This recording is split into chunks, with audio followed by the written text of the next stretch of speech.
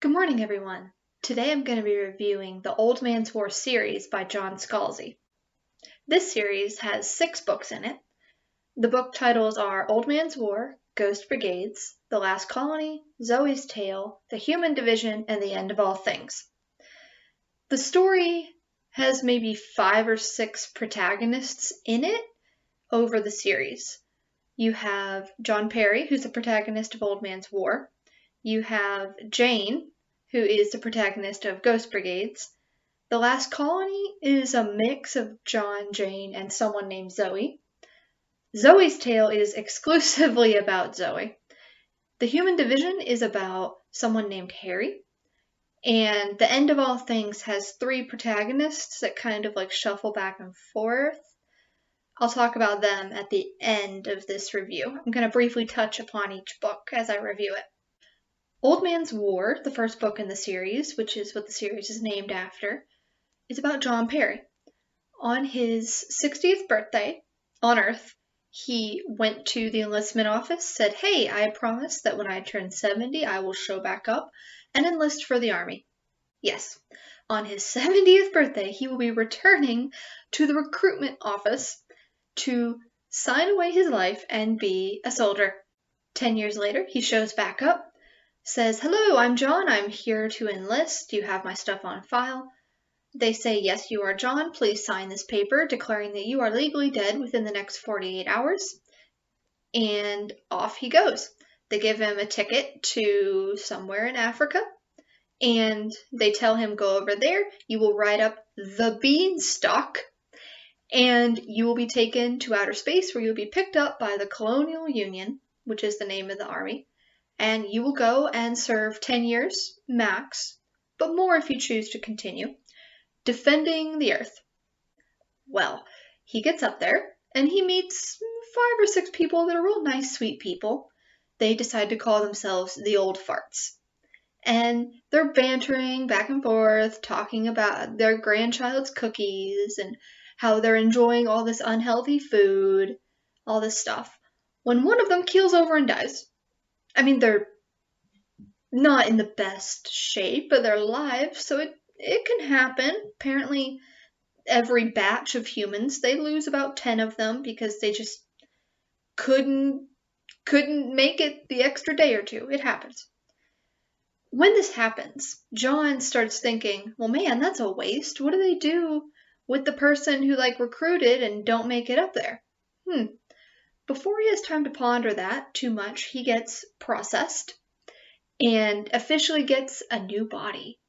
And this body is shiny, it's green, it has big eyes, it has smart blood, which means he can hold his breath for about 10 minutes and be just fine. 15 on the slightly unsafe, but still doable level. After he's spent about a few days getting used to his body, he begins to grieve his wife. His wife died 5 years before, while she was making food in the kitchen. And he's just sad that she's not there with him to enjoy this new life out in space. And he looks up, lo and behold, there she is. And he's like, what? She didn't enlist. She died before her 70th birthday. But she did turn in her DNA to the enlistment office. And he's like, something's not right here. He goes up to her, says, "Hey, you recognize me?" And she's like, "No." He sends her a picture of him and the real Kathy on their wedding day, and she freaks out, and she's like, "How do you have this picture? How do you know me? Who are you?" And he's like, "Whoa, chill out. You look a lot like her. I wanted just to see what happened." After a week of her calming down, she sends him a message saying, "Hey, let's meet in this service corridor over here." They talk it out, and she reveals she's part of the Ghost Brigade. The Ghost Brigade is a group of people that their original bodies died before they turned 70 and had a chance for them to jump consciousnesses from the old body that's 70 to the new body that's been bioengineered to be super amazing. What happens is they begin brewing these bodies about 2 years, 3 years before they're actually necessary. Now, yes, I do know in Kathy's case, she died well before they would have actually needed her body, but sometimes they still do this anyway. So they brew the bodies, they put them in a special place, and they put a different conscious. They create a conscious, and they put it in these new bodies. The science of this gets explained a lot better in the Ghost Brigade book by a xenobiologist who studies humans and is super fascinated with this stuff.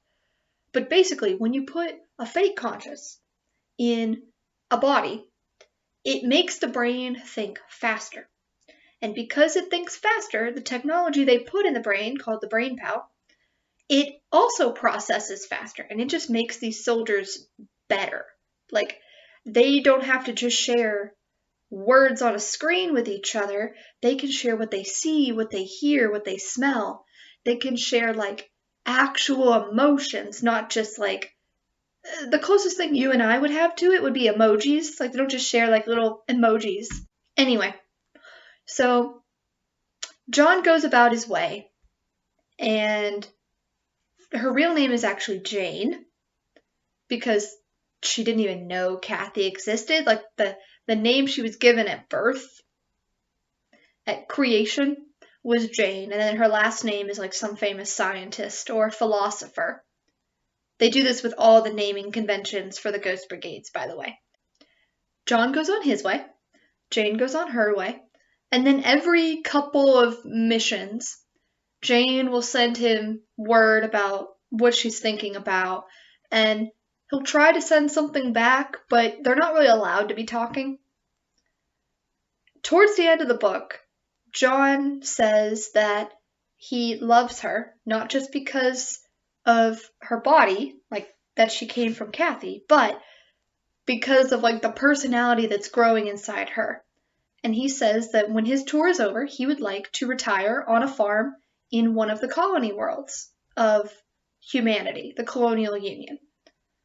Jane is like, I don't know that I want to do that, because with the Ghost Brigades, like, it's all you know. War is all you know. You're born and you fight, and then you can't even fathom a life of reading or researching or anything like that. Like, you go in, you kill people, and you get out. Like, you're the SEALs. Imagine being the Navy SEALs your whole life.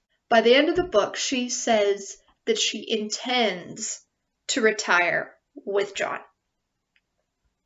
The book ends maybe 4 years into John's existence in his new body.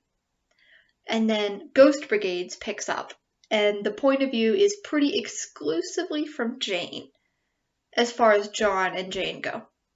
In Ghost Brigades, Jane shares the story a little bit with somebody that we call Jared. Jared is like Jane in that his body was cloned and another consciousness was put inside it, except there's something special about Jared's body.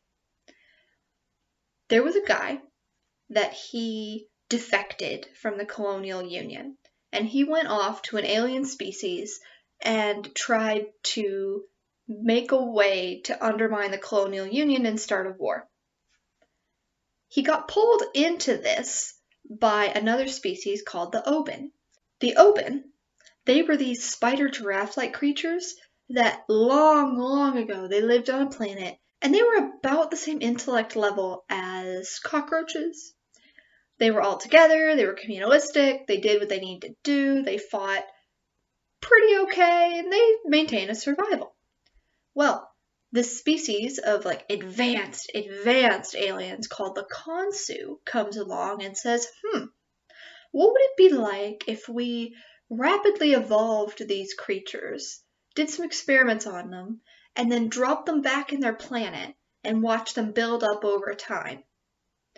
We're going to do this, but we're not going to give them a conscious, we're not going to give them personhood. So the Oban, they live 300, 400 years like this. And then they meet this defector. They find his research while they're raiding some far-off satellite on an asteroid, and they say, we want you to give us a conscience. We want to be able to feel emotions, have a personhood, have names, and be what every other species is that has spaceships. And we want to be what every other species in this galaxy is that has spaceships. They want this so badly that, like, open in their native language is actually lacking. Can you imagine being so torn up over something that you change your name to one who is lacking, one who is deficit? Like, yeah, they really want this. So the defector, he says, okay, yeah, if you and these two other species start a war against the humans and wipe out the colonial union because it is corrupted, really, and it is corrupted. He was not wrong about that. If you take it out, I will give you this technology. And in the process, the humans figure out what's happening because, they use Jared. Jared finds, oh yeah, here's where my original guy was. Let me parachute down to the planet and try to convince him otherwise. That part fails, but they do stop the defector. And the colonial union says, hey, look, this guy made promises he couldn't keep, but we think you deserve to stop being used. So we're going to give you the stuff that the Khonsu never gave. And so they make these little necklace things that can turn on the conscious, turn on emotions, or turn them off. Because the reason the Oban are so good at fighting is, like, can you imagine having no fear of death?